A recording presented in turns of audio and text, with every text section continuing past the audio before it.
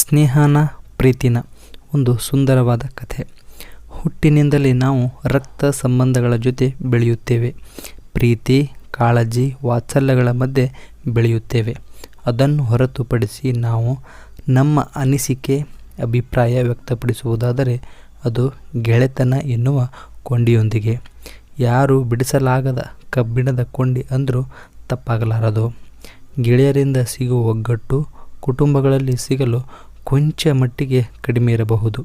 ಅದೇನೋ ನಮಗೆ ಗೊತ್ತಿಲ್ಲದ ಹಾಗೆ ನಮ್ಮನ್ನು ಗೆಳೆತನ ಎಂಬ ಹೆಸರಲ್ಲಿ ಬೆಸೆಯುತ್ತೇವೆ. 1ರಿಂದ 10ನೇ ತರಗತಿ ಮುಗಿಸಿದ ನಂತರ ಬೆಳೆದ ಗೆಳೆತನ ಇದು.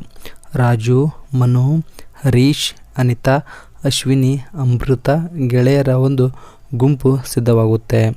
ಆ ಗುಂಪಿನಲ್ಲಿ ಎಲ್ಲದಕ್ಕೂ ಮಾನ್ಯತೆ ಇರುತ್ತದೆ. ಇವರು ಲಾಸ್ಟ್ ಬೆಂಚಿನ ಗೆಳೆಯರು.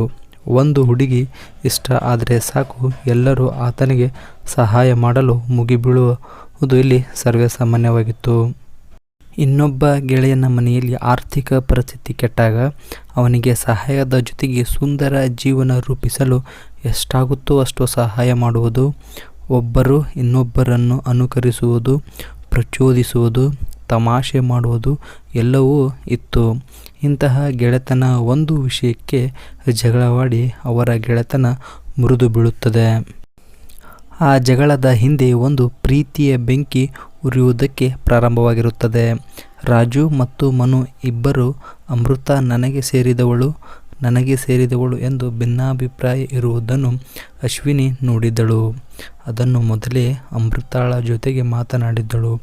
ರಾಜು ಮತ್ತು ಮನು ಇಬ್ಬರು ಅಮೃತಾಳನ್ನು ಇಷ್ಟಪಡುತ್ತಿರುತ್ತಾರೆ. ಅದನ್ನೇ ಮಾತನಾಡುವುದಕ್ಕೆ ಅವಳ ಹತ್ತಿರ ಬಂದು ನಿಂತಾಗ ಅಮೃತ ಹೇಳಿದ ಮಾತುಗಳು ಹೀಗಿದ್ದವು. ನೀವು ಇಬ್ಬರು ಒಳ್ಳೆಯ ಸ್ನೇಹಿತರು.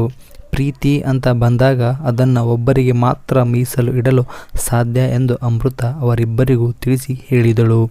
ಈ ನಮ್ಮ ಸ್ನೇಹದ ಬಗ್ಗೆ ನನಗೆ ಗೌರವ ಇದೆ. ಈ ಪ್ರೀತಿ ಪ್ರೇಮದ ಹಿಂದೆ ಬೀಳುವುದು ಬೇಡ. ಓದೋಣ, ನಮ್ಮ ಸ್ವಂತ ದುಡಿಮೆಗೆ ಏನು ಬೇಕು ಎಂಬುದರ ಬಗ್ಗೆ ಅರಿಯೋಣ. ಈ ವಿಷಯವನ್ನು ಇಲ್ಲಿಗೆ ಬಿಟ್ಟು ಬಿಡೋಣ. ಮನು, ರಾಜು, ನಾನು ಹೇಳುವುದು ನಿಮಗೆ ಅರ್ಥ ಆಗಿದೆ ಅಂತ ಅಂದುಕೊಳ್ಳುತ್ತೇನೆ ಎಂದು ಹೇಳಿದಳು. ರಾಜು ಮತ್ತು ಮನುಗೆ ಅಮೃತಾಳ ಮಾತು ನಿಜ ಅಂತ ಅನಿಸಿತು. ನೋಡಿ, ನೀವು ನನ್ನ ಬೆಸ್ಟ್ ಫ್ರೆಂಡ್ಸ್. ನೀವು ಹೀಗೆ ಮಾಡುವುದು ಸರಿ ಅಲ್ಲ ಎಂದು ಅಮೃತ ಮತ್ತೆ ಭಾರವಾದ ಮನಸ್ಸಿನಿಂದ ಹೇಳಿದಳು. ರಾಜು ಮತ್ತು ಮನು ಕ್ಷಮೆ ಕೇಳಿ ಮತ್ತೆ ಗೆಳೆತನವನ್ನು ಮುಂದುವರಿಸಿದರು. ರಾಜು, ಮನು ಮತ್ತು ಅಮೃತ ಹೊಸದೊಂದು ಹೆಜ್ಜೆಗೆ ಮುಂದಾಗುತ್ತಾರೆ. ಅವರಲ್ಲಿ ಇದ್ದ ಭಿನ್ನಾಭಿಪ್ರಾಯವನ್ನು ತೆಗೆದೊಗೆದು ಒಳ್ಳೆಯ ಸ್ನೇಹಿತರಾಗಿ ಮುಂದೆ ಸಾಗುತ್ತಾರೆ. ನಿಜ ಅಲ್ವಾ ಸ್ನೇಹಿತರೆ?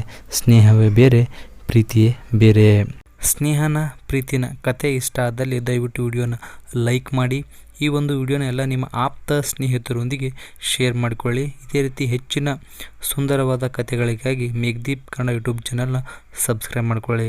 ಇದೇ ರೀತಿ ಮತ್ತೆ ಒಂದು ಸುಂದರವಾದ ಕಥೆಯೊಂದಿಗೆ ಮುಂದಿನ ಒಂದು ವಿಡಿಯೋದಲ್ಲಿ ಸಿಗ್ತೀನಿ. ಅಲ್ಲಿವರೆಗೂ ಎಲ್ರಿಗೂ ನಮಸ್ಕಾರ.